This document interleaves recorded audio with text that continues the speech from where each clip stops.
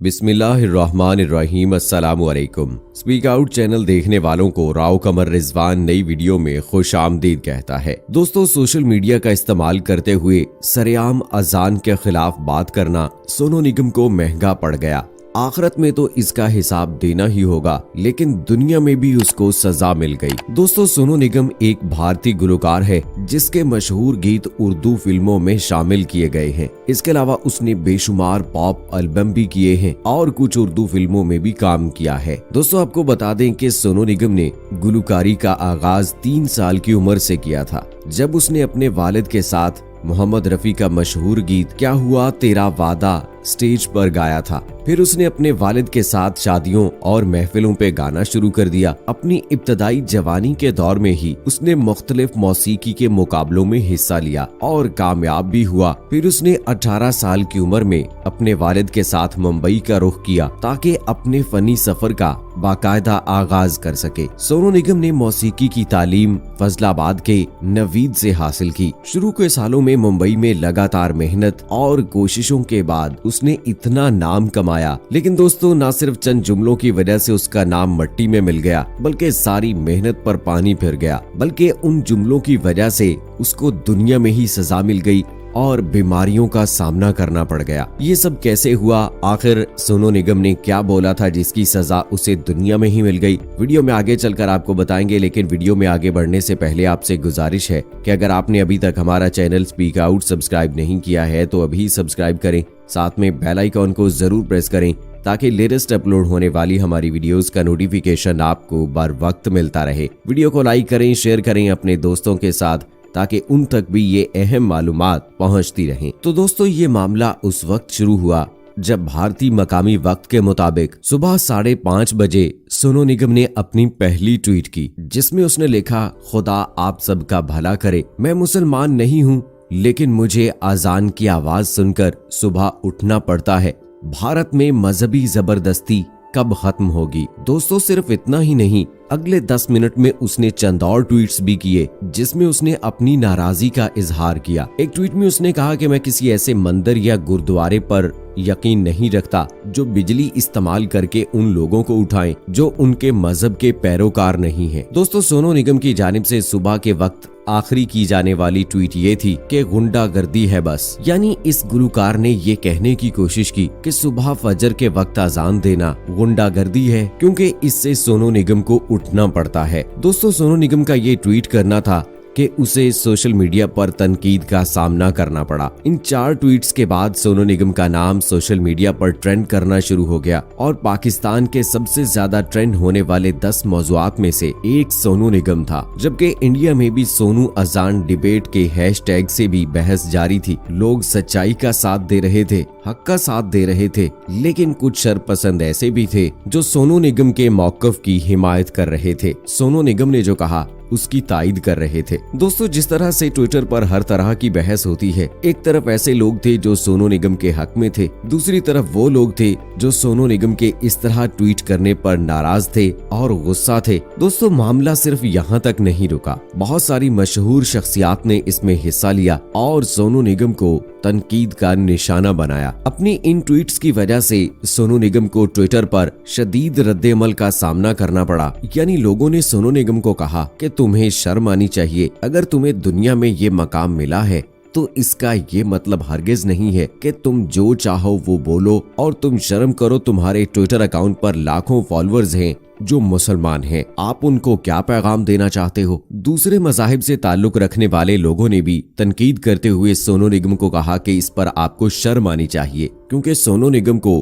किसी के मजहब के बारे में इस तरह से बात नहीं करनी चाहिए। दोस्तों, यहाँ आपको हम ये बताना चाहते हैं कि कुछ ही वक्त गुजरा था कि अचानक सोनू निगम को एक ऐसी बीमारी ने आ लिया कि उसे आईसीयू में दाखिल होना पड़ा। और दोस्तों, अपने इंस्टाग्राम अकाउंट पर सोनू निगम ने 2 तस्वीर भी शेयर की थी जिसमें उसकी हालत जार वाज़े तौर पर देखी जा सकती है। एक तस्वीर में सोनू निगम का चेहरा बुरी तरह से सूजा हुआ है, जबकि दूसरी तस्वीर में देखा जा सकता है कि उसके चेहरे पर ऑक्सीजन मास्क लगा हुआ है। अब बहुत सारे लोगों ने फिर से ट्विटर पर बात की कि जिस तरह से सोनू निगम ने अजान के बारे में उल्टा सीधा बोला है, ट्विटर का इस्तेमाल करते हुए मुसलमानों की दिल आजारी की है, यानी अजान जो कि मुसलमानों को नमाज की तरफ बुलाती है, नेकी की तरफ बुलाती है, सोनू निगम ने उसे गुंडागर्दी से तशबीह दी है, तो सोनू निगम को दुनिया में ही इसकी सजा मिल गई। तो सोनू निगम ने अब इसका बहाना ये बनाया कि वो उड़ीसा और जयपुर में कंसर्ट कर रहा था और इस दौरान वहाँ उसने सी फूड खा लिया,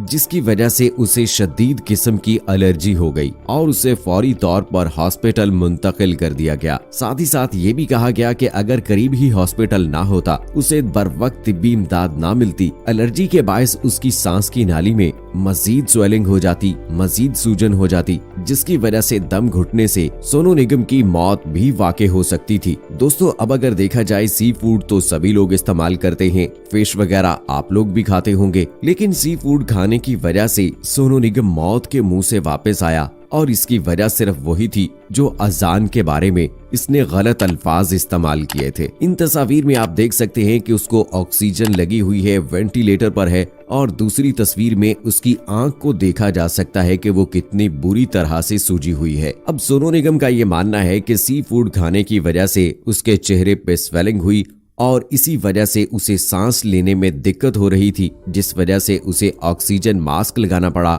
आईसीयू में दाखिल होना पड़ा। ये तस्वीरें शेयर करना थी कि बहुत सारे लोगों के कमेंट्स इंस्टाग्राम पर भी आने लगे कि सोनू निगम, तुमने दीन इस्लाम की बेहुरमती की थी, अजान के बारे में गलत बोला था, इसी की सजा तुम्हें मिली है। सी फूड तो एक बहाना है, तुमने जो अजान के बारे में बात की थी, तुमने जो अजान का मजाक उड़ाया था, उसकी सजा तुम्हें ये मिली है कि तुम्हारा इतना बुरा हाल है और इसी वजह से तुम मौत के मुंह में चले गए हो। दोस्तों, हमें वो वाकया जरूर याद करना चाहिए। नमरूद का किस्सा तो आपने सुन रखा होगा। नमरूद बाबुल का बादशाह था। उलमा के मुताबिक जिन 4 हुक्मरानों ने पूरी दुनिया पर हुकूमत की, नमरूद उनमें से एक है। इन 4 में से 2 मोमिन थे और 2 काफिर। मोमिन जुल्कुरनैन और हजरत सुलेमान अलैहिस्सलाम, जबकि काफिर बख्त नसर और नमरूद हैं। नमरूद मुसलसल 400 साल तक बादशाह रहा। उसने सरकशी, जुल्म और तकब्बुर का रास्ता इख्तियार किया और आखिरत की बजाय दुनिया का हसूल पेशे नजर रखा। जब हजरत इब्राहीम अलैहिस्सलाम ने उसे अल्लाह ताला की इबादत की दावत दी तो उसने जहालत और गुमराही की वजह से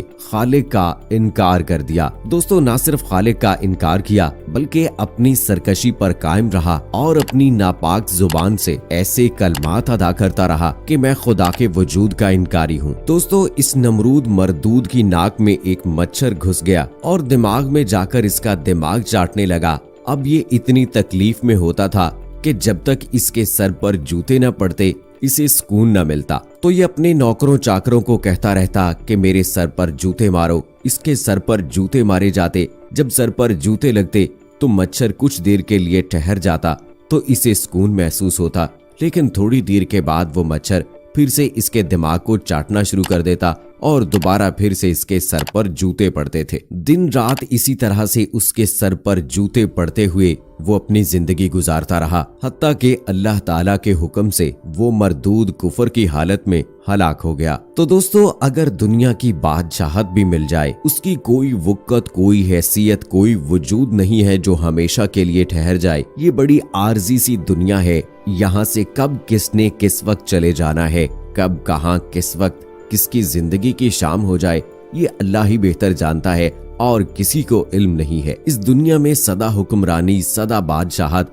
अगर किसी की है तो वो सिर्फ एक जात है और वो अल्लाह की जात है। तमाम कायनात, तमाम दौलत उसी की है। अगर अल्लाह ताला आपको दुनिया में मकाम अता फरमाता है तो अल्लाह ताला के सामने सजदे में गिर जाइए, ना कि अपने आप को तकब्बुर का शिकार बनाकर दुनिया और आखिर दोनों ही बिगाड़ लें। दोस्तों, ये था आखिर में एक छोटा सा पैगाम। उम्मीद करते हैं कि हमारी आज की वीडियो आपको पसंद आई होगी। इस वीडियो को लाइक करें, शेयर करें अपने दोस्तों के साथ और कमेंट सेक्शन में इस वीडियो के हवाले से अपनी राय का इजहार जरूर कीजिएगा। मुझे अगली वीडियो तक इजाजत दीजिए।